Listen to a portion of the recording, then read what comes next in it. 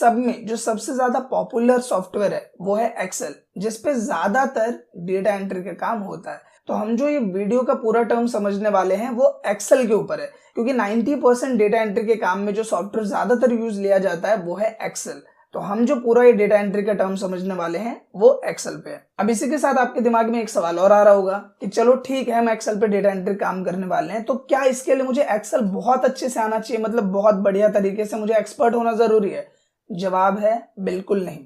देखो, data entry का main काम क्या होता है? डेटा एंट्री में आपको एक डेटा दिया जाता है कंपनी के थ्रू, जो भी रेफरेंस है उसके थ्रू आपको डेटा मिलता है, और उस डेटा को आपको जैसे बताया गया है उसके आधार पे यहाँ पे सबमिट करना होता है, टाइपिंग करके या कुछ ट्रिक्स का, टूल्स का इस्तेमाल करके। अब आज की इस वीडियो में मैं आपको उन सभी ट्रिक्स और टर्म्स के बारे में बताऊंगा जिनकी मदद से आप एक्सेल में बड़ी आसानी से डेटा एंट्री का काम अटेम्प्ट भी कर पाओगे, साथ ही कोई दिक्कत आए तो उसे रिजॉल्व भी कर पाओगे। तो भले ही आप एक्सेल में एक्सपर्ट ना हो या एक्सेल आपको बहुत ज्यादा चलाना नहीं आता हो, कोई इशू नहीं है, आप तब भी डेटा एंट्री का काम एक्सेल पे कर पाओगे बड़ी आसानी से।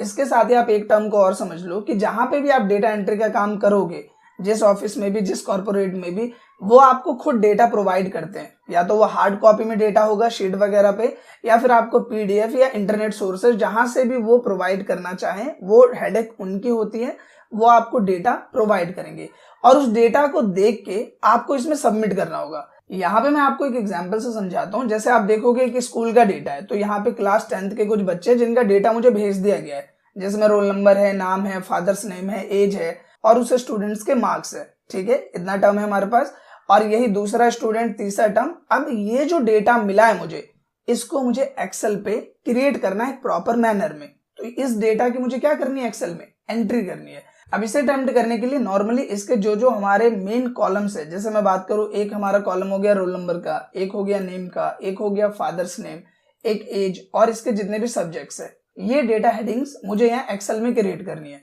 तो मैं सिंपली एक्सेल में आता हूँ और यहाँ पे आने के बाद सबसे पहला टर्म हमारा क्या आता है? यहाँ पे रोल नंबर का। तो मैंने सिंपल टाइप किया, देखो रोल नंबर इस तरीके से। इसके बाद आपको टैब की होती है कीबोर्ड में, इसे प्रेस करना है। जैसे आप इसे प्रेस करोगे आप अगले सेल में मूव ऑन हो जाओगे। यहाँ पे हमने लिखा स्टूडेंट नेम, इस तरीके से। ठीक है, इसके बाद हमने लिखा फादर्स नेम यहाँ पे। इसके बाद हमने लिख दी स्टूडेंट की एज, और फिर उसका जो सब्जेक्ट है, इंग्लिश, हिंदी, मैथ, साइंस और एसएसटी। सिंपल आप देखोगे ये मैंने लिखा, और इस तरीके से जो हमारे कॉलम्स है वो यहाँ पे रेडी हो गए। आप देखोगे इस तरीके से जो फादर्स नेम है प्रॉपर यहाँ पे आ नहीं पा रहा, तो आपको बस क्या करना है, इस पर डबल टैप कर देना है या फिर इसको इस तरीके से ड्रैग कर देना है, ये आ जाएगा। ये आने के बाद आप इस रेंज को सेलेक्ट कर लो इस तरीके से, और फिर जो भी कलर आपको अप्लाई करना है या फिर इसमें कोई एडिटिंग अप्लाई करनी है, आपको फॉन्ट सेक्शन चेंज करना है, जो भी चीज आपको अप्लाई करनी है आप यहाँ से कर सकते हो। बहुत ही सिंपल टूल्स है, सिंगल क्लिक में आप इसे अप्लाई कर दोगे। अब यहाँ पे सिंपली हम देखते हैं इस स्टूडेंट का डेटा। तो यहाँ पे हमें रोल नंबर डालना है, तो रोल नंबर हमने डाल दिया 101। नाम हमें देखना है, तो नाम क्या है इसका? राजेश। तो हमने यहाँ पे लिखा नाम राजेश, कुछ इस तरीके से। फिर हमने टैप किया, फिर यहाँ पे आए, हमने यहाँ पे देखा फादर्स नेम, तो वो है मिस्टर निशान कुमार, इस तरीके से ये लिखा। ये लिखने के बाद फिर हम यहाँ पे टैप बटन प्रेस करेंगे, हम आगे बढ़ जाएंगे। जैसे आप देख रहे हो इसमें स्पेस कम है, तो मैंने क्या बताया, यहाँ पे डबल टैप करो, ये स्पेस बढ़ जाएगा। फिर एज हम चेक करेंगे, तो एज 14 है, तो हम यहाँ पे आए, हमने लिखा 14। इंग्लिश में देखा हमने 65, 85, 45, तो ये हो गया 65, ये हो गया 85 और ये हो गया 45। दूसरे सेल में जाने के लिए मैं क्या यूज कर रहा हूँ? टैब बटन यूज कर रहा हूँ। साइंस में इसके मार्क्स हम देखेंगे 66 और एसएसटी में हमने देखा तो वो है 45, तो ये हमने लिखा। और इस तरीके से पहले बच्चे का जो डेटा है वो हमने सबमिट कर दिया। जैसे आप एंटर की प्रेस करोगे आप यहाँ बिल्कुल स्टार्टिंग पोर्शन पे आ जाओगे, और यहाँ से दूसरे बच्चे का जो डेटा हमें डालना है वो हम डाल सकते हैं। जैसे यहाँ पे हमने डाला 102, ये हमने डाला। स्टूडेंट नेम की हम बात करें तो यहाँ पे मनीष नाम है और पिता का नाम है मिस्टर जय कुमार, तो हमने यहाँ पे लिखा मनीष और पिता का नाम क्या है? मिस्टर जय कुमार, ये हमने लिखा। एज की बात करें तो एज इसके 15 है, तो हम यहाँ पे आएंगे, एज हमने लिखा 15। मार्क्स हम चेक करते हैं तो ये है 44, 55, 65, 85, 44, 55, 65, 85 और ये है 63।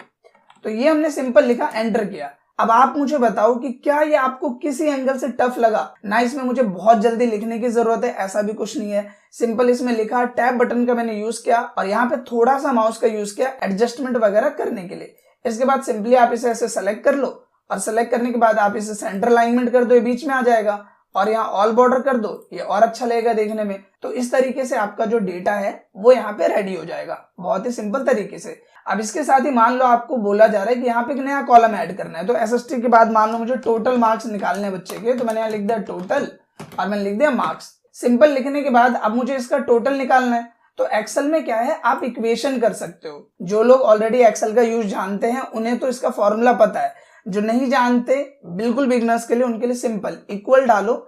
इक्वल डालने के बाद सेल को सेलेक्ट करो, प्लस करो, cell plus cell plus cell और प्लस सेल। ये जो डब्बे हैं इसको सेल बोला जाता है। ये किया, बस एंटर कर दिया। इसी तरीके से आपको मल्टीप्लाई करना है तो मल्टीप्लाई डाल दो, माइनस करना है माइनस डाल दो और फिर इसको सेलेक्ट करके यहाँ कोने में जाओ, ऐसा प्लस का सिंबल आएगा, इसे ड्रैग कर दो और इस तरीके से आप देखो टोटल मार्क्स यहाँ पे निकाल लेते हो उन स्टूडेंट्स का। तो आपने देखा कितने सिंपल वे में basic level of data entry होता है। अभी ये जो मैंने आपको बताया ये बिल्कुल बिगिनर्स लेवल डेटा एंट्री है एंड आई होप कि ये टर्म आपको क्लियर हो गया होगा, बहुत ही इजी लगा होगा। तो सिंपल वे में अगर हम डेटा एंट्री की बात करें तो यही डेटा एंट्री, आपको एक डेटा दे दिया गया है, उसकी आपको एंट्री करनी है। इतना पोर्शन आपको अच्छे से क्लियर हो गया होगा बेस्ड ऑन बिगिनर्स लेवल। अब हम मूव ऑन करेंगे नेक्स्ट टर्म पे, जो कि है advance and professional level of data entry. अब ये टर्म समझाने के लिए आप यहाँ पे देखोगे मैंने एक फॉर्मेट रेडी किया हुआ है, जो कि है यहाँ पे visitors data, appointment ID, name, gender. कहने का मतलब क्या, आप मान लो किसी ऐसी जगह वर्क करते हो जहाँ पे आपको एक डेटा दे दिया गया नंबर ऑफ विजिटर्स का या नंबर ऑफ एम्प्लॉयज का, नंबर ऑफ स्टूडेंट्स का, कैंडिडेट्स का, और उनका डेटा आपको फिल ऑन करना है। तो वो जो डेटा फॉर्मेट है वो कुछ इस तरीके से बनेगा और इसे अटेम्प्ट करने के लिए हमें यहाँ पे टाइपिंग नहीं करनी सिंपल, मतलब जैसे मैंने उसमें बताया आपको ऐसे नहीं करना। यहाँ पे हम सीखने वाले हैं फॉर्म ऑप्शन के बारे में। फॉर्म एक बहुत ही अमेजिंग टूल होता है एक्सेल का, जिसका इस्तेमाल स्पेशली डेटा एंट्री के लिए किया जाता है। अब वो कैसे वर्क करता है वो मैं आपको क्लियर करता हूँ, साथ ही ये फॉर्मेट कैसे बनेगा वो भी मैं आपको गाइड कर देता हूँ। अभी आपने यहाँ पे देखा कि मैंने यहाँ पे क्लिक किया और यहाँ पे नई शीट आ गई। ये जो प्लस का सिंबल दिख रहा है आप इस पे क्लिक करोगे नई शीट आ जाती है।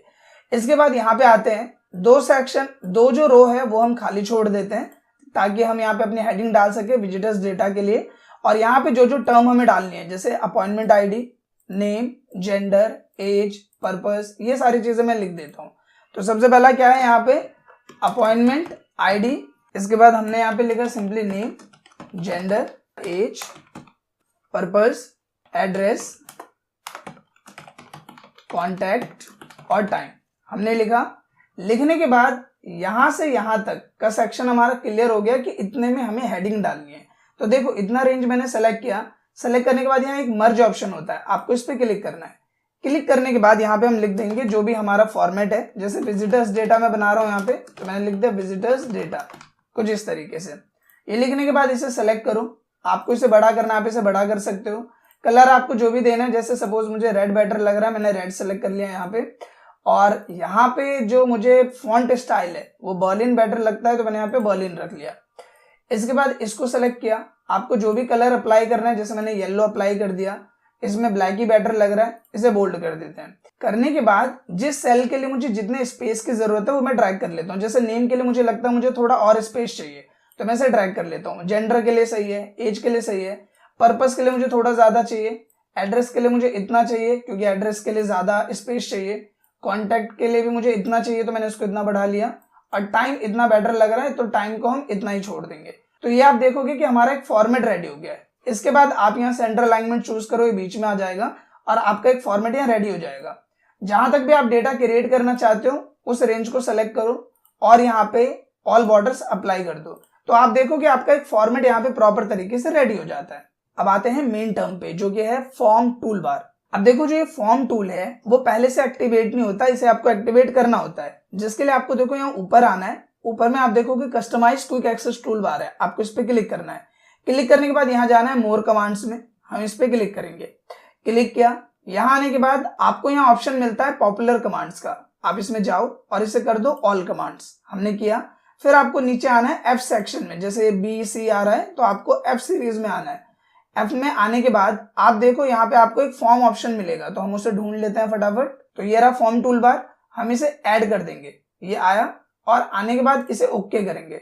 अब जैसे आप ओके करोगे देखो यहाँ फॉर्म ऑप्शन आ गया है। अब हमें करना क्या है, देखो सिंपली आपको करना क्या है, इस पूरी रेंज को सेलेक्ट करना है, जितने भी आपके हेडिंग्स हैं सेलेक्ट किया, और सिंपल एक सिंगल क्लिक करना है, फॉर्म टूल पे क्लिक किया और बस किया ओके। जैसे आप ओके करोगे आप देखोगे कि यहाँ पे एक आपको अलग ऑप्शन मिल जाता है जिसमें आपके सारे columns like appointment ID, name, gender, age, purpose, address, सारी चीजें जो आपने ऊपर हेडिंग्स ली है वो सब सेक्शन आ जाता है।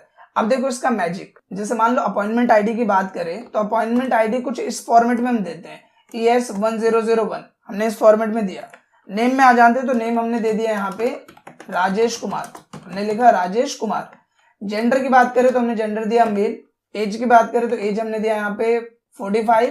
पर्पस हमने बोला तो ये आए हैं इंटरव्यू के लिए, हमने यहाँ पे लिख दिया इंटरव्यू। एड्रेस हमने डाल दिया सदरपुर, सेक्टर 45, नोएडा, ये लिखा। कॉन्टेक्ट हमने यहाँ पे डाल दिया इस तरीके से। टाइम की बात करें तो हमने यहाँ पे लिखा 10 और यहाँ पे हमने लिख दिया 10:50। अब ये लिखने के बाद जैसे मैं न्यू पे क्लिक करूंगा ये सारा डेटा ऑटोमेटिकली यहाँ पे सबमिट हो जाएगा। देखो सारा डेटा सबमिट हो गया।